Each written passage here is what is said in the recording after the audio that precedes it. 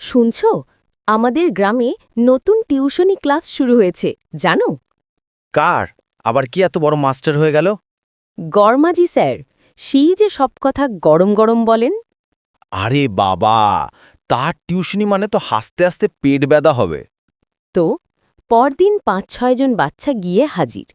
গরমাজি গলা খাকারি দিয়ে বলল, আজ বিজ্ঞান আর বুদ্ধি শিখবা।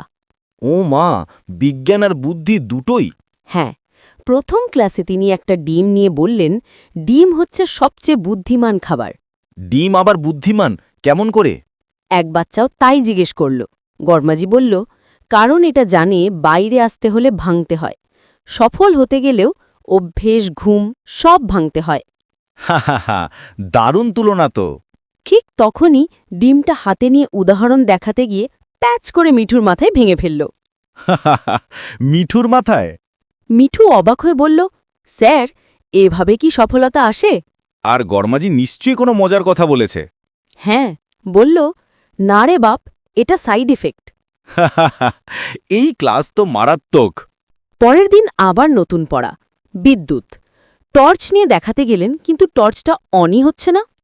তারপর? গরমাজি বললেন, টর্চটা আজ খুব ক্লাসি হয়ে গেছে, পড়াশোনার আগেই ঘুমিয়েছে।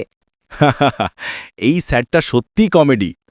মিঠু তখন বলল, স্যার, আজ ডিম মারবেন তো না? এইটা খুব সত্যি প্রশ্ন।